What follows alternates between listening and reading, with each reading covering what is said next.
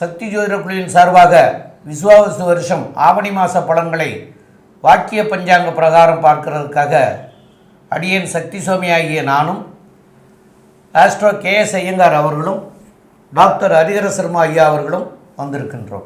Sri Kuberan TV நேயர்கள் அனைவருக்கும் அநேக நமஸ்காரங்கள். அனைவருக்கும் டாக்டர் ஹரிஹர சர்மாவின் பணிவான நமஸ்காரங்கள்.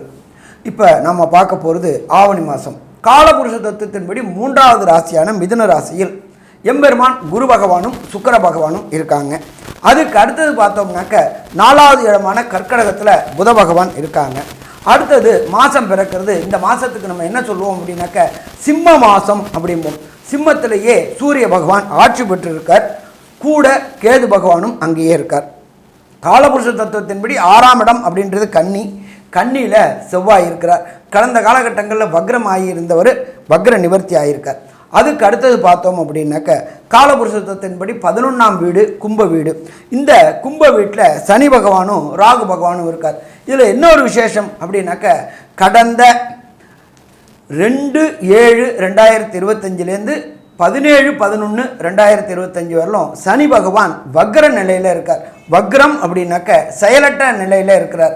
அப்போ இந்த காலகட்டங்களில் என்னென்ன ராசிகளுக்கு என்னென்ன நற்பலன்களை தருவாங்க? விஸ்வாவசு வருஷம் ஆவணி மாதத்தினுடைய கிரக சாரங்களை இப்போ பார்க்க போகிறோம். அதாவது பொதுவாகவே மெதுவாக செல்லக்கூடிய கிரகம்னு சொல்லக்கூடிய மாத கிரகங்கள், அதாவது சூரியன், செவ்வாய், புதன் மற்றும் சுக்கிரன், இந்த 4 கிரகங்களினுடைய மாற்றங்களை சொல்லுவோம். சூரியன் ஏற்கனவே ஆவணி மாதம்ன்றதுனால சிம்மத்தில் வந்துட்டார். இந்த மாதம் பார்த்தாலேயானால் செவ்வாய் இந்த மாதத்தினுடைய கடைசி, அதாவது 14/9/2025 தான் அவர் கன்னியா ராசியிலிருந்து அவர் துலா ராசிக்கு போகிறார். சரி, சுக்கிரன் எங்கே இருக்கார்? சுக்கிரன் இருக்கக்கூடிய இடம் அப்படின்னு பார்த்தாலேயானால் மிதுனத்தில் இருக்கார். மிதுனத்திலிருந்து முதல்ல ஒரு 4 நாள் 21ஆம் தேதி அன்னைக்கு கடகத்துக்கு போகிறார். அதற்கு பிறகு பார்த்தாலேயானால் மாத கடைசி 15/9/2025 அன்னைக்கு சுக்கிரன் கடகத்திலிருந்து சிம்மத்துக்கு போகிறார். புத பகவான் இந்த மாதம் ஆரம்பத்திலேயே உங்களுடைய ராசிக்கு, அதாவது 4ஆம் இடத்துல, அதாவது பார்த்தாலேயானால் கடகத்தில் இருக்கார். கடகத்தில் இந்த மாதத்தில் ஆரம்பிக்கிறார். அவர் ஒரே வாரம் 25ஆம் தேதி அன்றைக்கே சிம்மத்துக்கு போயிடுறார். 25/8/2025 அன்றைக்கி சிம்மத்துக்கு போகிறார். இந்த மாதம் மொத்தமே அவர் சிம்மத்தில் தான் இருக்கார். இதுதான் இந்த மாதத்தினுடைய கிரகங்களின் மாத கிரகங்களினுடைய மாற்றங்கள். சரி, இப்போ ஒரு ராசியாக மேஷம் முதல் மீனம் வரை என்னென்ன பலன்கள் இந்த மாற்றத்தில் வருது அப்படின்றத நம்ம பார்க்கலாம். கும்பராசி நேயர்கள், அவிட்ட நட்சத்திரம் 3-4 பாதங்களும், பூரட்டாதி நட்சத்திரம் 1-2-3 பாதங்களும், சதய நட்சத்திரம் 1-2-3-4 பாதங்களும் ஆக இந்த 9 பாதம் கொண்டவர்கள் கும்பராசிக்காரர்கள். கும்பராசியினுடைய அதிபதி சனி பகவான். சனி பகவான் உங்களுடைய ராசியிலேயே வக்கரம் பெற்று போய் ராகுவோடு சேர்ந்தும் இருக்கார். இப்போது மாத கிரகங்கள்னு சொல்லக்கூடிய மாத கிரகங்களை வச்சு தான் நம்ம பலன் பார்க்கறது.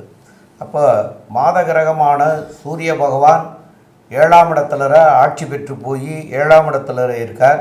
அங்கே அவர் கூட கேதுவும் இருக்கார். அப்போது 7ஆம் இடத்துல சூரியன் போய் நின்று ஒருத்தர் சம சப்தம பார்வையில் பார்க்குற காரணத்தினால உங்களுடைய பார்ட்னர்ஸோட சிறு சிறு தொல்லைகள் இருக்கக்கூடிய வாய்ப்புகள் உண்டு. அதாவது கணவன் மனைவிக்குள்ளே அண்டர்ஸ்டாண்டிங் இல்லாத ப்ராப்ளங்கள் இருக்கும். அதே போல் கூட்டு தொழில் பண்ணுறவங்களுக்கும் அவங்களால தொல்லைகள் இருக்கக்கூடிய வாய்ப்புகள் உண்டு. நண்பர்களோடையும் பிரச்சனைகள் வரக்கூடிய வாய்ப்புகள் மிக மிக அதிகம். ஏன்னு கேட்டால் சனியோட ராகுவும் சூரியனோட கேதுவும் இருந்து சமசப்தம பார்வையினால் பார்க்கறதுனால இந்த மாதிரியான சூழ்நிலைகள் இருக்கும். ரெண்டாவது, உங்களுக்கு 7.5 சனி ஜென்மச்சனியாகவும் நடந்துட்டுருக்கிறது. ஆக உங்களுடைய உடல்நிலையிலையும் மனநிலையிலையும் தொல்லைகள் தரக்கூடிய வாய்ப்புகளும் மிக அதிகம்.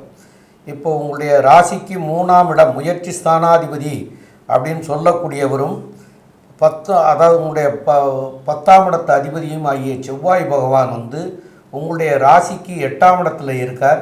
அதனால் உங்களுக்கு திடீர் பண வரவுகள் வர்றதுக்கு உண்டான வாய்ப்புகளை தரக்கூடிய வாய்ப்புகள் உண்டு. மேலும் உள்ள விவரங்களை ஆஸ்ட்ரோ KS ஐயங்கார் அவங்க சொல்லுவாங்க.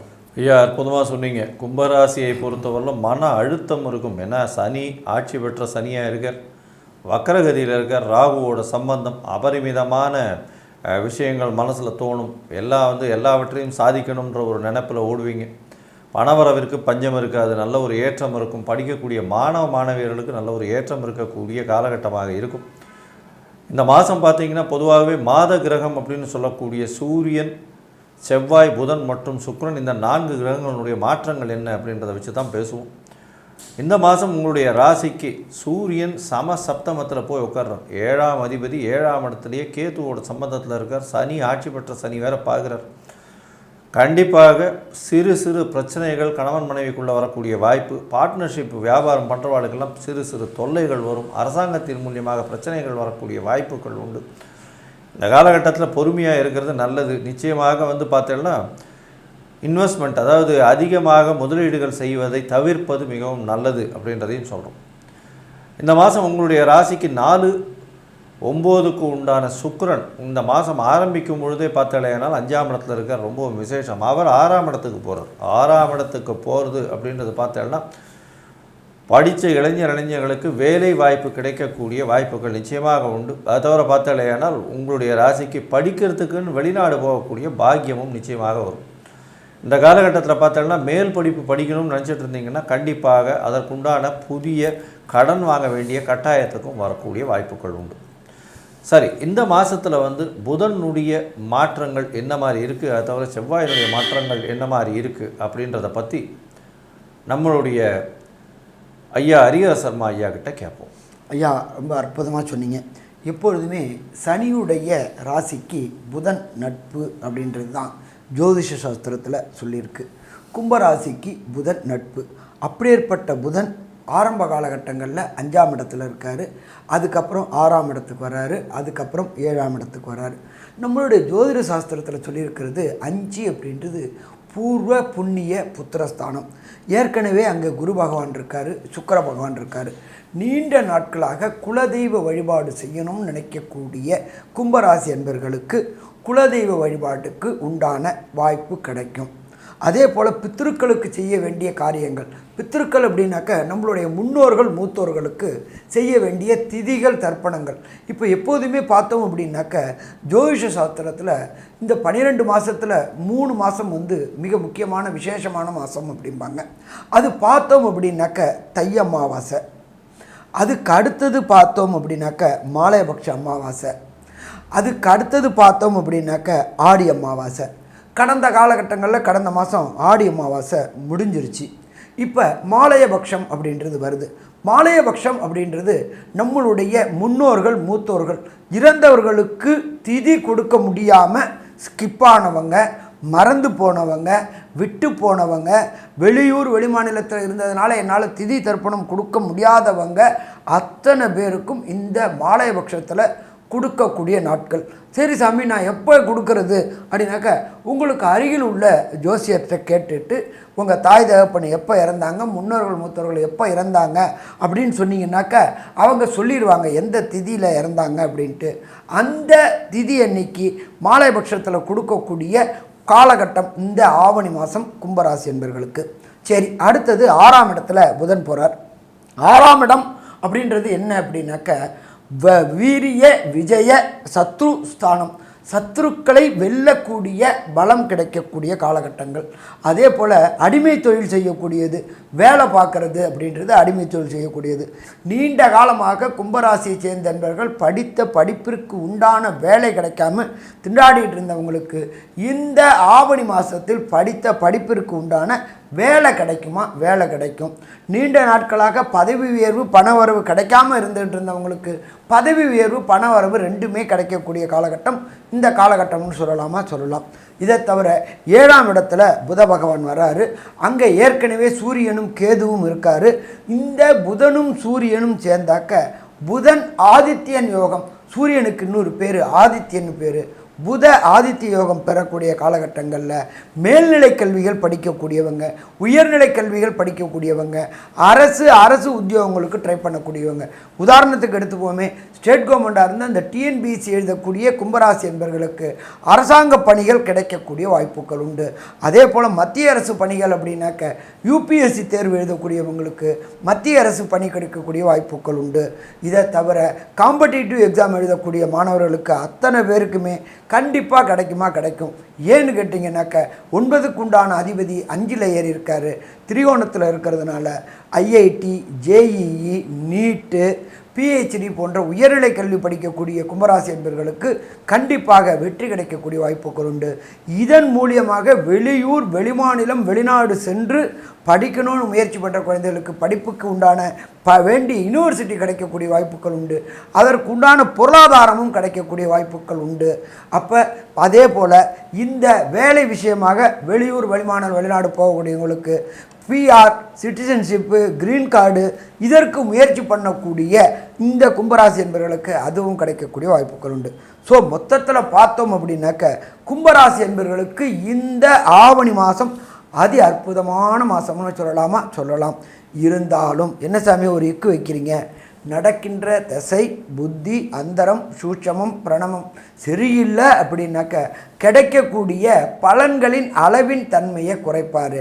அப்போ அந்த அளவின் தன்மையை குறைச்சா எந்த இறைவன்கிட்ட சரணாகதி அடைஞ்சா அதுலேருந்து வெளிவர முடியும் அப்படின்றதையும், இதை தவிர இந்த 17/8/2025 16/9/2025 வரலும் உள்ள 31 நாளில் சந்திராஷ்டம தினங்கள் எது, புதிய முயற்சிகள் தடை பண்ணக்கூடிய காலகட்டங்கள் எது, அந்த தடை பண்ணக்கூடிய நாட்கள் என்னென்ன அப்படின்றதையும் நம்ம ஐயா டாக்டர் சக்தி சோமையா அவங்க விரிவாகவும் விளக்கமாகவும் சொல்லுவாங்க. ஐயா ரொம்ப அற்புதமாக தெளிவாக சொன்னீங்க ஐயா.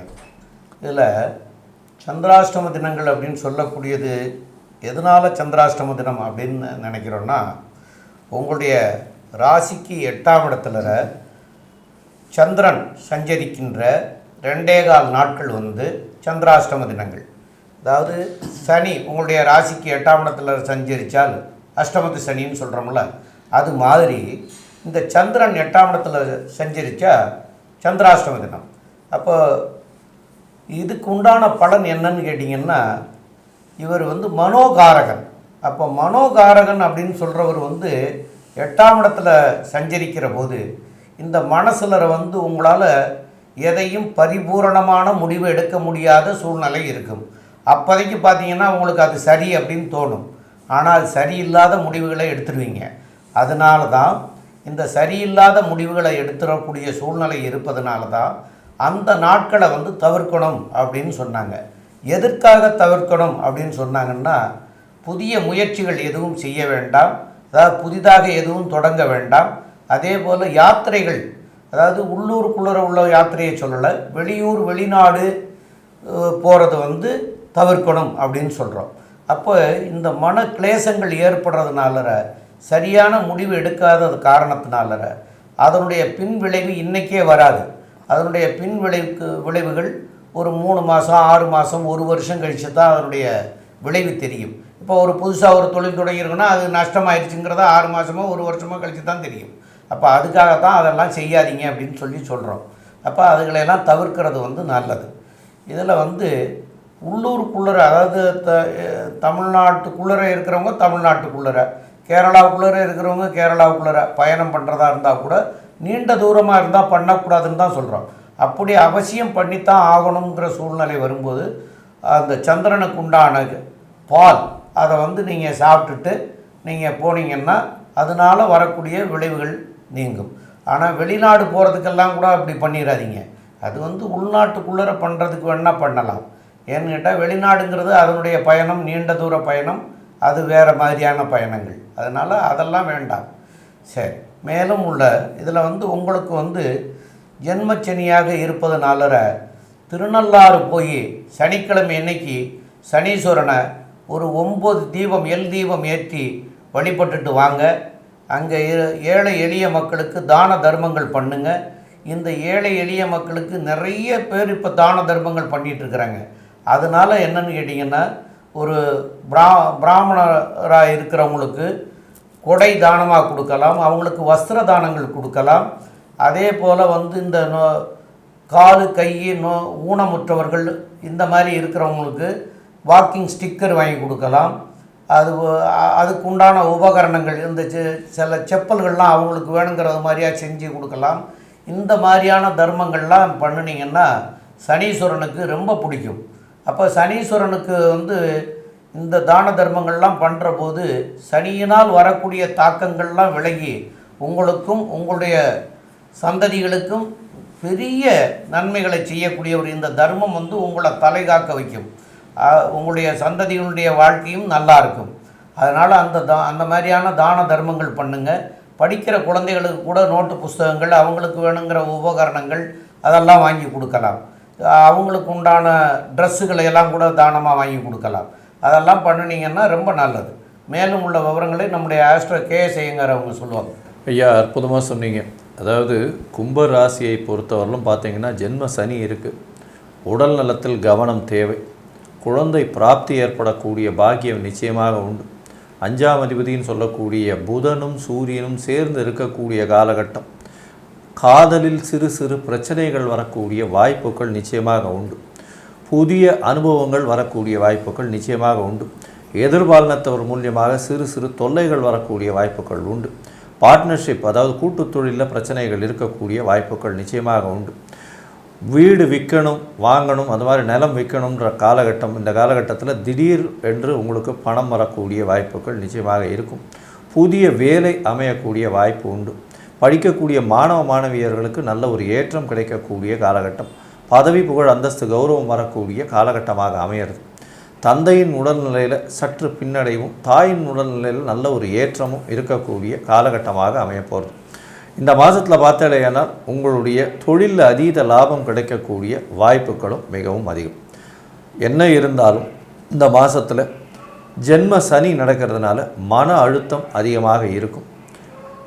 இந்த மாதத்தில், அதாவது விஸ்வாவசு வருஷம் ஆவணி மாதம், உங்களுக்கு 85% ஒரு நல்ல ஏற்றமும் மாற்றமும் உங்களுடைய வாழ்வில் நிச்சயமாக வந்தே தீரும் அப்படின்னு இந்த சக்தி ஜோதிட குழு சொல்லுது. நன்றி, நமஸ்காரம்.